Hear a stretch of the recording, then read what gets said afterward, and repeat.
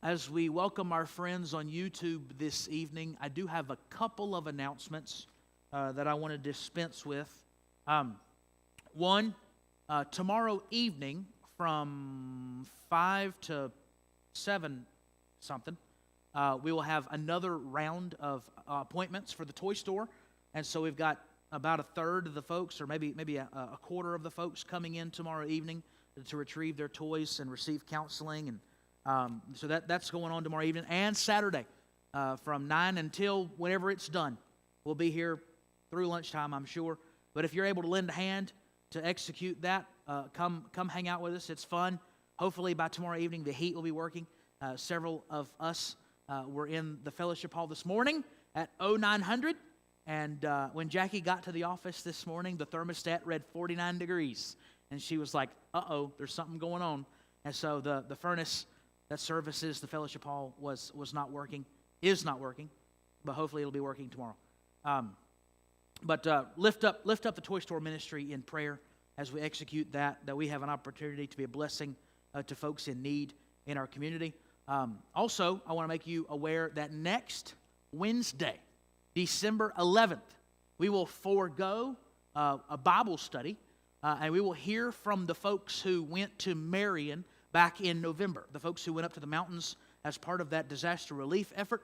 So come next Wednesday, we'll hear a little bit about what they did, a little bit about what they saw, and a little bit about the ways that we can potentially further minister to our neighbors in the mountains in the weeks and the months ahead as we continue to support that recovery effort. So come and hear about some testimony from the folks who went on that mission trip back in November. 2 weeks from now, I'm just regurgitating the calendar at this point.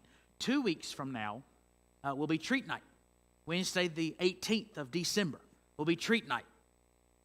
It'll be absolute chaos in here, but it'll be a lot of fun. All the kids are working hard downstairs they're getting their music practiced, and there's going to be a little skit and stuff too. So come and support our young people. Hopefully we'll have 3 or 4 pews full of parents of the daycare children in particular that don't have a church home, and may we have opportunities to love and serve these families that don't have a church home across our community. So it'll be a great outreach night as we serve folks, and we get to visit with folks that may not have a church home at all. So pray over that event and plan to come and have a barrel full of laughs on that night. That's always a lot of fun with the kids doing what kids do, what only kids can do. So that's the treat night 2 weeks from tonight. So that's all. One more announcement while I have you. Miss Karen back there has a sign-up sheet if you're interested in being a greeter. There's not a level of commitment at this point, but if you're interested in being a greeter, sign up and talk to her about what all that might entail. We're hoping to shore up that ministry as we welcome and receive guests and be good stewards of those opportunities in the weeks ahead. Okay. It's at this point that you're expecting to hear, turn to 1 Corinthians. But we're not going to turn to 1 Corinthians tonight because I want to have a time where I share a little bit about a couple of meetings that we had over the past couple of months.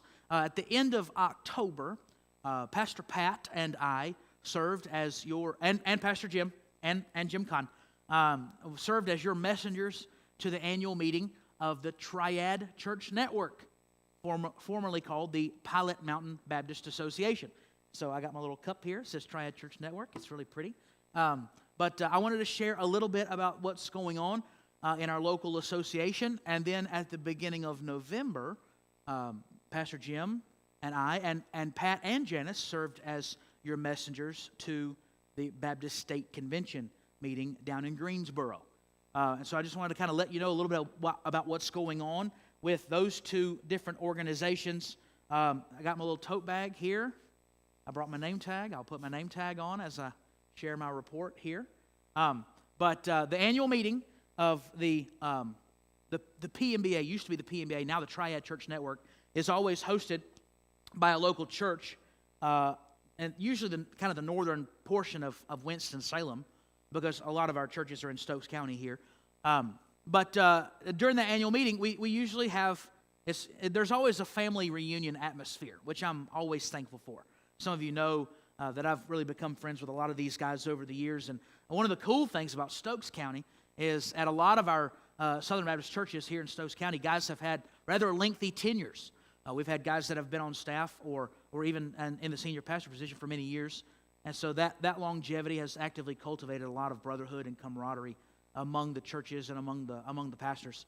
And so there's always a family reunion atmosphere to the annual meetings of these organizations. And several years ago, we kind of retooled the local association because there was a time where the local association was double dipping and doing things that a lot of other organizations were also doing. And so the question kind of became, well, what is the local association supposed to be? What is the local association supposed to do? Let's do what only we can do. And I'm really thankful for that shift in leadership. But the local association has kind of branded itself with the tagline, "Go Beyond Survival." There have been a whole series of churches across Winston-Salem and even in Stokes County that have just been kind of treading water for years. And the association wants to come alongside those churches and encourage them and equip them and resource them as they strive to be the church that God has called them to be. And so going beyond survival is a really important aspect of what the association is and does. This year, Jeremy Parker, who many of you may have heard that name if you haven't met him in person. Jeremy is the pastor at New Vision Fellowship over in Madison, on the way toward Madison, there on the right, on 311. And Jeremy Parker was the moderator for 2024. And so we had our annual meeting at First Baptist Stanleyville. Miss Jerry knows exactly where First Baptist Stanleyville is. And so we had a really great time. We had a great time of music. We worshiped the Lord together. We hope there's always food. You can't not have food when you go to a Baptist meeting. But it was just a great time of camaraderie and fellowship. And the agenda for the meeting was a little different this year than it normally is. Normally there's some kind of gee whiz guest preacher or some kind of guru of church growth or some other thing. But this year we basically had a series of folks stand up and tell their story. We had a couple of testimonies over the video screen. A couple of folks stood up and shared there in the room that night. But we basically heard about 6 testimonies of folks that have come to know the Lord since our last annual meeting last year. And it was a great time of encouragement. Folks that had gotten saved and been baptized over the past year, and just as a kind of a witness to see what is the Lord up to through the churches of our association. And it was a really great time of encouragement there. We heard a number of testimonies. We had a young lady from Germantown. She goes to Brookhaven Baptist Church. Y'all know where Brookhaven is. They're on 65 between here and Germantown. Rick Hughes is her pastor. And she got up and shared her testimony. And she was a young single mom. And Brookhaven tried to help her go through an associate's program at Forsyth Tech. And she's has since gotten a job here in Stokes County working for the communications office up in Danbury, the dispatch office that sends out the fire trucks and the ambulances and stuff. And so it's a great story from her. Jeremy Parker shared about a childhood friend of his from Pine Hall, who was they were wild men together as younger fellows, and this gentleman had gotten into drugs and he was in an addiction situation, but the Lord has delivered him from that out of the past couple of years, and Jeremy and him reconnected just within the past couple of years, and like 6 months ago he repented of his sin, gave his life to the Lord, and Jeremy had the privilege of baptizing him like in September. So really great time of encouragement that the Lord is saving souls and changing lives. And it's always good to hear that and be reminded of that and be encouraged about what the Lord is up to in and through our local churches in the association. So it's always a great thing to know that. A couple of housekeeping items from our annual meeting was that we did amend the bylaws. And one of the questions that we've been asking over the past several years, some of you know that I'm on the leadership team of the local association, but one of the questions that we've been asked, and we received a letter about 18 months ago from one of the churches that basically said, what do we believe? As an association of churches, what do we believe? Who are we, and how do we define what it means to be a part of this association? And so we prayed through that a lot, and we try to think about what does it mean to be a part of the local association. And one of the things that clearly define us is a commitment to traditional Baptist doctrine. And so we articulated that in the bylaws, and we made that change to try to shore up our statement of faith as an association. And that in no way is imposed upon local churches, but it's just a way to identify who our leaders are. We know what they believe. We know what they stand for if they're ever going to be capable of being a leader in the local association. So I was encouraged by that change. That was kind of a housekeeping item. We, of course, approved a budget. The budget doesn't really affect us greatly, but one of the things that we benefit from in this budget is that each of the toy stores receive kind of a hunk of money. In fact, this year, I think it was like $1,500. The association just cuts us a check, sends us $1,500 to help underwrite the cost of this toy store ministry that we host. And so all the different sites, all the churches that host the toy stores, and I think there's 7 across Forsyth. There's one in Yadkin, mostly in Forsyth, and then 2 here in Stokes counties. All the sites get a pot of money to help underwrite the cost of hosting the event. And so that is bankrolled in the associational budget. There's several other items that are bankrolled in the associational budget. There's going to be a pastor and wife retreat down at Grandover Resort and Spa in March. Pastor Jim and Debbie went last year, and Brad Wright. I don't know that Brad's been here to preach, but Brad Wright is the director of our association. He slapped me on the back. He said, "All right, you got till March. You better hurry up and get married. That way you can participate in this retreat." I said, "Thanks, Brad. I appreciate that." We had there was a dinner years ago. It's been before the pandemic, maybe 2018 or so. And in October, we had like a pastor appreciation dinner down at the baseball stadium in Winston. And up above home plate, there's some really nice little box seats and kind of a banquet hall type of a setup. And there was a really nice dinner that I attended in October of 2018. And there was a raffle. There were door prizes, and you could win different stuff. They had different gee whiz stuff, and it was all pastors and their wives. But the big ticket item was a free retreat up to the Cove. Miss Lee's been to the Cove up in Black Mountain, the Billy Graham Center, the Cove.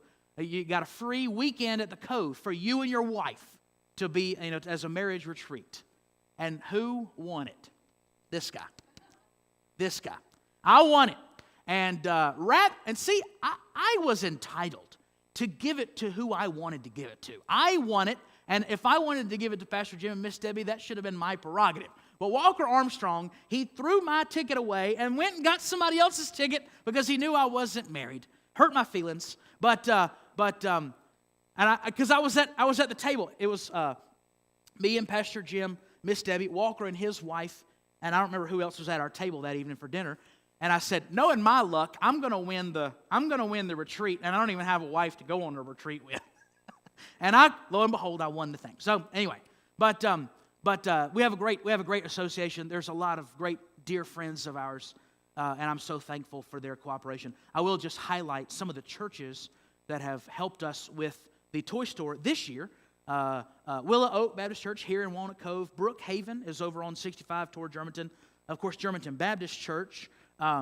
Red Bank Baptist Church I think it's technically a Germantown address, but if you go down Red Bank Road, like toward Winston-Salem, you'll go by Red Bank Baptist Church.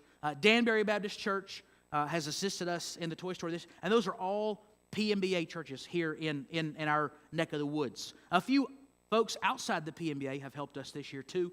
A couple of independent Baptist churches, even a Moravian. Don't tell anybody. Even the Moravians helped us this year. So we've got a lot of great friends here in this community that have helped us pull this thing off, and it's a joy to collaborate together with them. I'm really thankful for the brotherhood that we share across the PMBA. Okay, I wanted to kind of throw that out there. Oh, I probably shouldn't say this.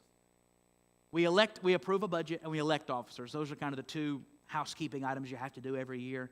And I was elected to serve as the 2025 moderator of the local association. So I've been, two people have called me the Bishop of Stokes County now. No, I was vice moderator last year. I was the vice moderator. I was the assistant chairman on the board last year. But now I'm going to be the chairman of the board for the year ahead. And I'll be the moderator. That makes me sound way more important than I really am, I promise. But we have great dear friends, and I'm so thankful for that organization that we're a part of. And Pastor Jim was the moderator of our association back in 2017-ish. And so Brad Wright said, man, First Baptist Church is punching above its weight. I said, what are you talking about? We're not punching above anything. We're right on our weight, buddy. We're a good church. And Brad really loves our church a lot. Thankfully, I don't know why, but they actually tell about our church as an example of revitalization across our association, and we've got a lot to be thankful for as a church family. Some of you may have seen this. I think we put it out on our Twitter feed and maybe on our Facebook page also. You may have seen me from up in the balcony doing a little video interview. Brad Wright was the other guy in the interview. He's the director of our association. And he came up here to interview me about our church. And so we sat up in the balcony. We tried to get the camera angle looking good, but we were a little artistic that day. We were not. Maria, who does the office stuff at the PMBA, she's the artistic one. But I'm really thankful for Brad, and I'm thankful for the association and so many great churches therein. Any questions about the Triad Church Network, formerly the Pilot Mountain Baptist Association? Any questions about that organization? Well, before I move on to the Baptist State Convention. Okay, new kind of shifting gears to the Baptist State Convention. It's usually a much bigger affair. I think this year the Baptist State Convention has had 5,000 attendees, which is pretty remarkable.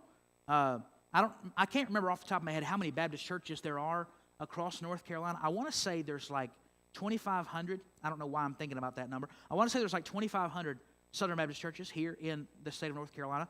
And we always meet down at the Curry Convention Center in Greensboro near Four Seasons Mall. There, it's a great facility. We basically have the whole building, and it's a great convention every year at the beginning of November. But there's always some business. But again, it's always kind of a big family reunion. Like everybody's trying to jockey for position. No, you come to lunch with me. Don't go to lunch with him. Come to lunch with me. Everybody's always trying to get together and give hugs and spend time together. And it's always a great family reunion atmosphere. And I'm so thankful for our friends across North Carolina. But it probably goes, well, let me first define the Baptist State Convention. We choose. It's our choice. We can opt in or opt out however we want to. We are an independent Baptist church. We choose to affiliate with three different organizations. One is the Southern Baptist Convention. That's the national level of organization. The second is the Baptist State Convention here in North Carolina, and the third is our local association. So those three, it's not 3 or 0. We can opt in or out of any one or two or three of those organizations. So they're all kind of independent as far as the structure is concerned. But they all very much collaborate and work together. And so I'm thankful for all three of those organizations. But the Southern Baptist Convention meets every year at the very end of the spring, like the second week of June, is the Southern Baptist Convention meeting, and that's a national thing. But the Baptist State Convention and the local association meeting are always right on top of each other in the fall. And so the associational meeting was at First Baptist Stainleville. The Baptist State Convention meeting was in Greensboro, and it was good. Pastor Jim was only there one day. Me and Pat were super excited about taking him to lunch, and he couldn't even do lunch. We were disappointed that he couldn't do lunch with us and hang out. But me and Pat went to lunch the next day by ourselves. There's always a bunch of like supplemental events, and one of the events that we attended was the Alumni and Friends Luncheon for Southeastern Seminary. There's always a luncheon there, and so me and Pat both attended Southeastern. We went to the Alumni Luncheon, and we go in, and the hall was packed, full, tables full of people. And me and Pat found a couple seats that were next to each other, and Pat sits down, and here comes the guy that was a friend of Pat's when he was down east. One of the churches there in Sampson County that he had become really good friends with, they ended up sitting together, and he got a chance to catch up with some of those guys from the eastern part of the state.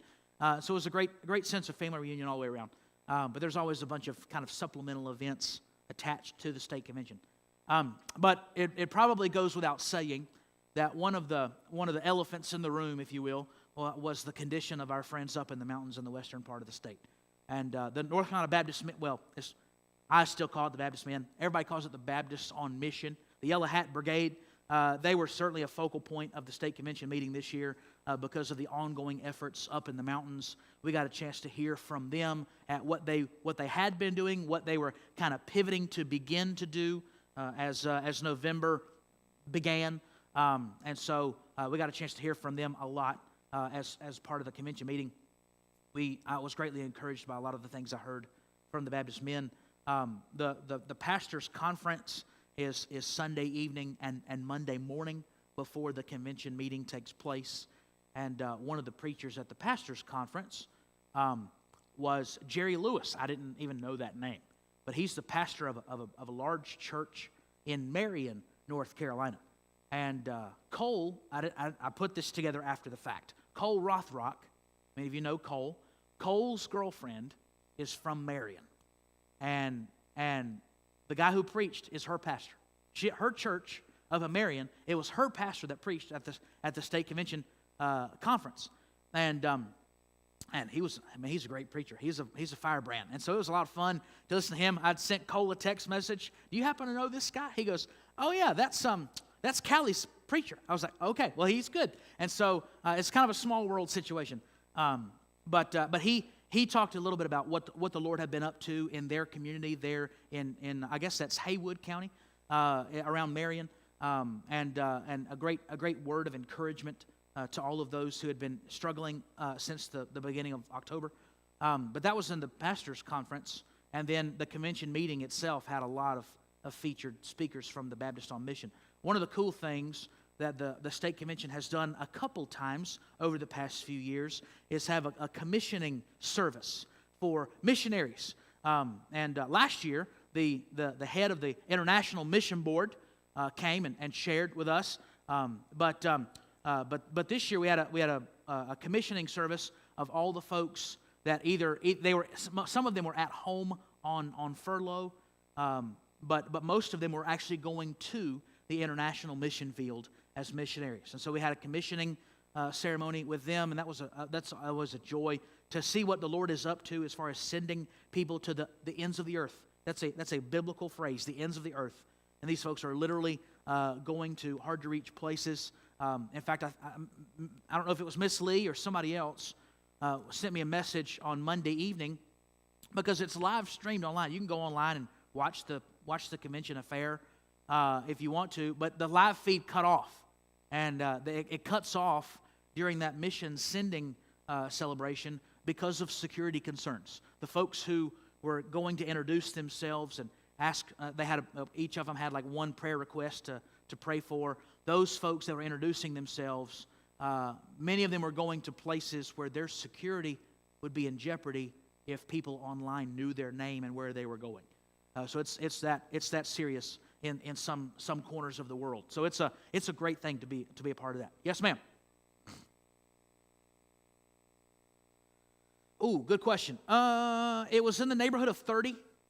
I think it was about 30 people, and I don't remember because there were some that were singles, and then there were some that were couples, and I think it was 30 units. Some of them were singles, some of them were couples. So probably 50 people total. That were going onto the international mission field from North Carolina. They were all coming from North Carolina to the nations. So it was a great time of encouragement and celebration, and it was really a great time to do that on Monday evening as a part of the convention meeting. Tuesday, there's always some ash and trash, as Pastor Jim likes to call it, that we have to deal with. Some of the business stuff. We elected officers. And me and Pat were sitting next to each other, in the convention hall on Tuesday afternoon. And I told Pat, I was like, I didn't really even realize what we were doing until we were doing it. But I have my little ballot, some of you have seen how we do the ballots. We get an envelope of ballots. And so they're all different colored. They're all really loud colors. And so if you need a paper ballot, I give it, if it's a questionable thing, if 50-50, then there's a ballot, and you can pick candidates or yes or no or whatever. And so there's actual ballots, but they live in this little envelope. And, of course, 95% of what we do is just raise up our envelopes as kind of a vote of affirmation type stuff. But we always get a really loudly colored envelope to hold up. Everybody holds up their stuff. We were voting on officers for the coming year, and that's always part of what you got to do. But I didn't realize it until we were in the middle of the convention hall that the guy that we elected as president last year wasn't the president. He wasn't the presiding officer of our meeting this year. I didn't put that all together. But his name was Quintel Hill. He's from outside Charlotte, Monroe, and he planted a church several years ago. He's a black guy from Alabama. Has a great Bubba Blue from Forrest Gump impression. He preached one year, and I will never not hear him as Bubba from Forrest Gump because of that impression he did. But really great guy, really smart young leader. But he left he had to step down from the presidency because he took a job as a consultant with the International Mission Board, and so he left. He had to step down as the president of our state convention in the middle of the year because he took a job with the International Mission Board, and that would have been seen as a conflict of interest. And so the first vice president in like March or something, the first vice president became the president in the middle of the year. Well, he stepped down too. I didn't know that until we were in Greensboro. He stepped down in like August because he took a job with the state convention. The state convention has people who work in different sectors of the state. There's folks that live in the mountains, and they work with all those churches in that section of the state. We have folks that live in Winston and Greensboro, and they work with the churches in our section of the state. And so he took a job as one of those regional on-site people that work for the state convention. And so he had to step down from the presidency because that would have been a conflict of interest to be on the payroll and also be the elected president. So he stepped down. And so the guy that we elected as the second vice president last year was actually the presiding officer of our meeting this year. And me and Pat started elbowing each other. I was like, we've always made jokes for years and years and years that nobody knows what the second vice president is or does. But now we know. So if you have two people step down, then he has to step up. But we elected him to serve as our president for the year ahead. He did a really nice job. He's from up toward Boone. Really nice guy, young preacher. And so we have really great leaders across our state. I'm really thankful for the folks that work on staff and those that have been elected to leadership position. In fact, Gary Sanders, Miss Karen met Gary this morning over in the fellowship hall. Gary is the pastor at Red Bank Baptist Church. Gary was elected to serve on our board of directors. He's on the Baptist State Convention board of directors. And so I was talking with him this morning about being on the board. I was like, Gary, you're a big deal, man. He goes, I assure you, I am not a big deal. But it's really good to have good and godly leaders that serve us and represent us so faithfully across the state of North Carolina. We also approved a budget. While we were in Greensboro at that annual meeting. And I know we always have a few folks in our church that ask this question. 7.9, a little bit more than 7.9, 7.9062 if you're keeping score. 7.9% of the budget goes to the Baptist Children's Home this year, which is to the tune of like $3.5 million. And so it's a great thing for the Baptist Children's Home.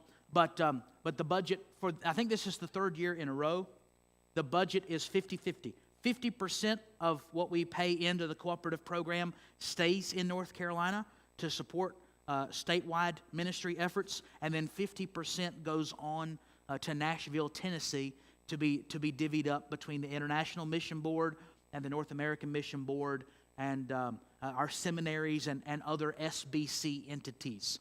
So that we call that the cooperative program. And for years, the lion's share of our dollars stayed in North Carolina. And then several years ago, some of our leaders really felt a burden that we were kind of hoarding too much for ourselves. And so we have a 50-50 budget for the third or fourth year in a row. We have a 50-50 budget. And it is I wrote it down. Uh-oh. Where did I stick it? I think it's a $31 million budget, which is unbelievable that we have that much money. I can't count that high. But we have a $31 million budget. So that's $15.5 million stays in North Carolina for ministry efforts here in North Carolina, and $15.5 million goes on to larger Southern Baptist Convention causes. So it's a really great thing. And for the past year and a half, I think, churches have exceeded the cooperative program budget. And so it's a really encouraging thing to know that the Lord is really doing a great thing here in North Carolina. And me and Pat were laughing during the annual meeting because it seems like in all the other states there's always like drama. Somebody wants to stir the pot, cause division. There's some heated debate about some theological pinhead issue or some other political thing or whatever. And I told Pat, I was like, North Carolina's boring, man. We all get along. We love each other. Nobody fights. It's a beautiful thing. Isn't it a beautiful thing? And Pat was like, I'm so glad to be boring. And I've heard from friends of mine in other states that they wish that their state was like North Carolina. We have really great leadership. We have really smart and capable people who are steering us really well. And again, the state convention doesn't tell us anything. They have absolutely no authority over us. They can't make us do stuff. They can't tell us how to do anything. They can't tell me what to preach or what to believe.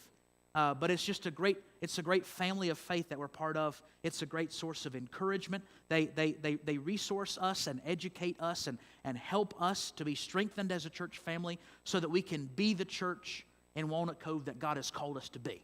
And so it's a great organization for our church to be a part of. And I'm so thankful for those that serve us and lead us so well. But North Carolina is boring. Everybody gets along.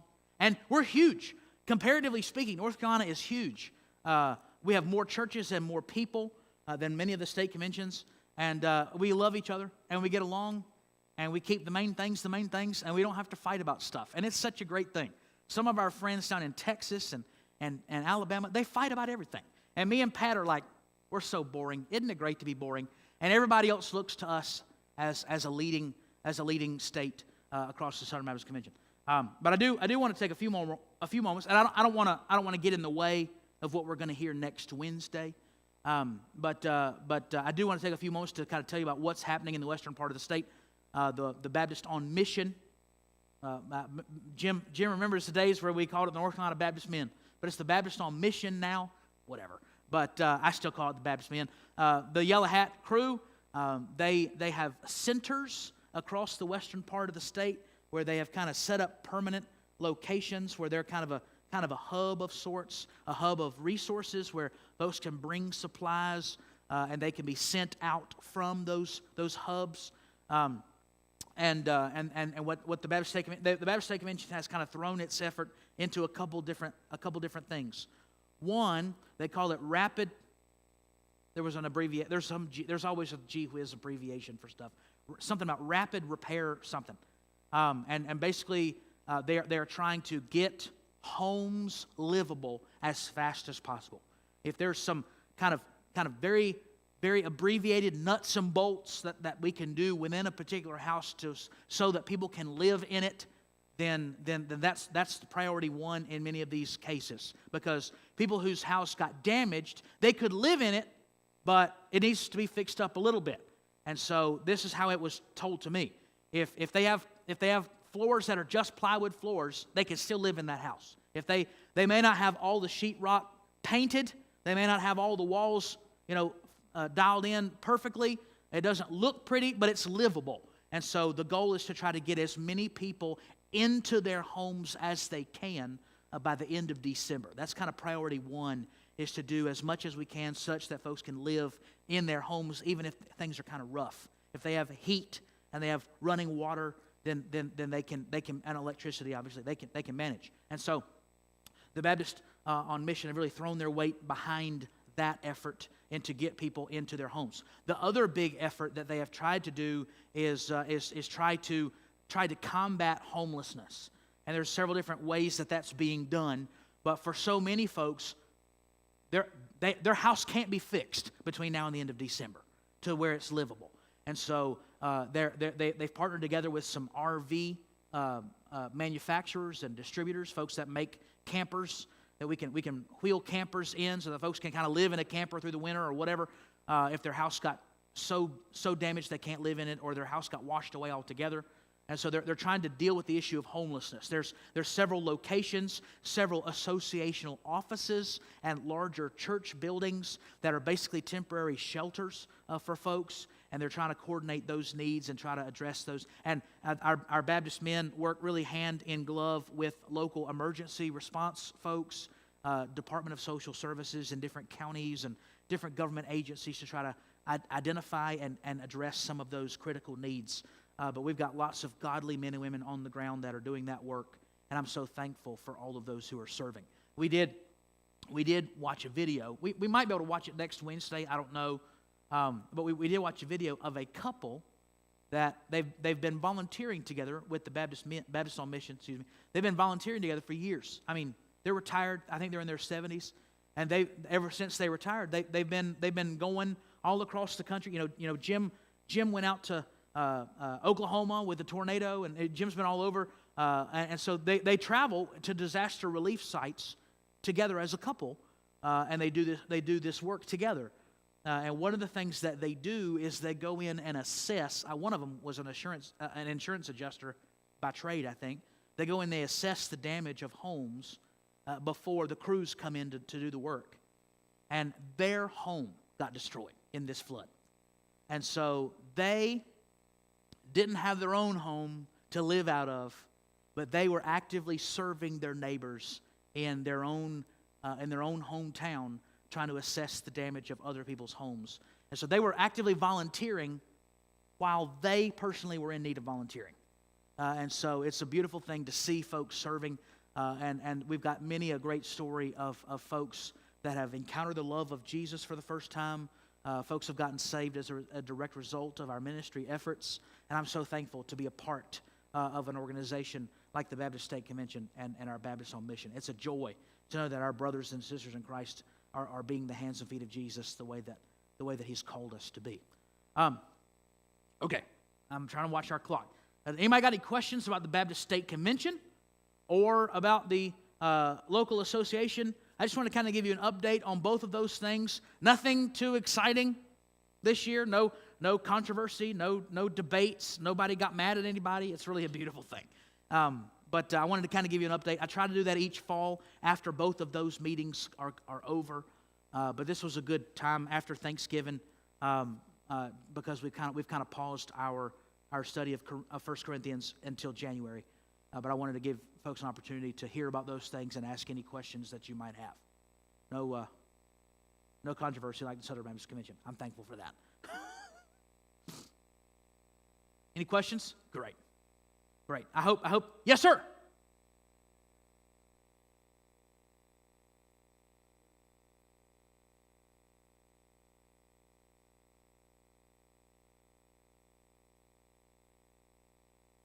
Uh-huh.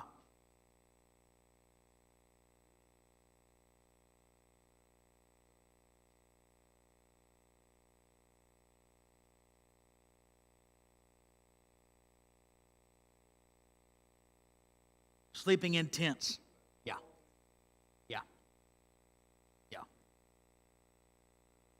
I left the office last night. It was 25 degrees on my dashboard. And that's here in Waunacoke.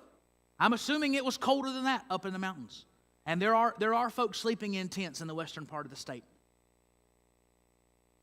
11 degrees in some corners of the mountains this morning. Yeah. Folks are sleeping in tents. The need is great. And you know, Mr. Jim hit the nail on the head. And Mr. Jim's been doing this for years and years and years, going to help folks in their homes after tornadoes and hurricanes and all kinds of stuff. But Mr. Jim said it so well. His body ain't as young as it used to be. And he can't go and do the way that he was able to do for so many years. But the needs are great, and we certainly need volunteers. One of the things that we're going to mention next Wednesday, we're going to hopefully think through what does it look like for us to field some teams like we did in November in the wintertime, have several, maybe it's one Saturday a month. I don't know what it looks like, but have we kind of an ongoing presence and an ability to care for our neighbors really well. Several of our younger retirees that are still in their 60s have mentioned to me a desire to go and spend a week or two up in some place in the mountains and help during the week. And so I think that there are lots of opportunities for us to serve. If you are interested in going, if you're interested in giving, if you're interested in serving in some way, let me know, because we certainly want to plug folks in to where those needs lie. What? Yeah. Jim knows. Jim can testify better than anyway. Once you go, you'll be hooked. You'll go again. It's a great thing. I was telling Gary Sanders today, Mr. Jim, you're really tired, but it's a good tired. It's a good tired. It's a joy to be the hands and feet of Jesus and to see how you're able to impact the lives of others. It's a great thing. And so we'll hear about that next Wednesday from our folks that went up to Marion back in November. Well, let's pray, and we'll go home. Father God, we are thankful for the children that are downstairs this evening. We lift up all the efforts that are being made to rehearse those kids for treat night. We ask that you bless all the volunteers that are in other corners of our building this evening. Lord, we're thankful for the organizations like the PMBA and our Baptist State Convention. We're so thankful for good and godly leaders. We're thankful for the family reunion atmosphere of folks that love each other and care for one another. We're thankful for high-quality relationships and friendships and like-minded brothers and sisters in Christ that work in the adjacent row in the mission field alongside us, and those that are in many, many far corners of the mission field. But it's a joy and an encouragement to know that we are working alongside brothers and sisters who are just as committed to being disciples, who make disciples as we are. Like-minded sister churches that are serving and loving their neighbors in their neighborhoods too. And God, I pray that you would bless all of our efforts as we strive to go and make disciples. Lord, thank you for these two great organizations that we get to be a part of.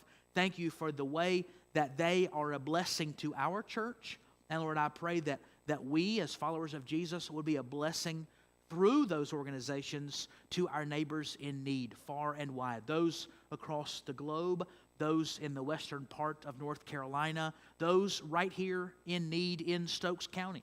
And it's a joy to work together, to collaborate, so that souls might be saved and lives might be changed. Lord, we're encouraged, and we thank you so much for the privilege of working together for the kingdom.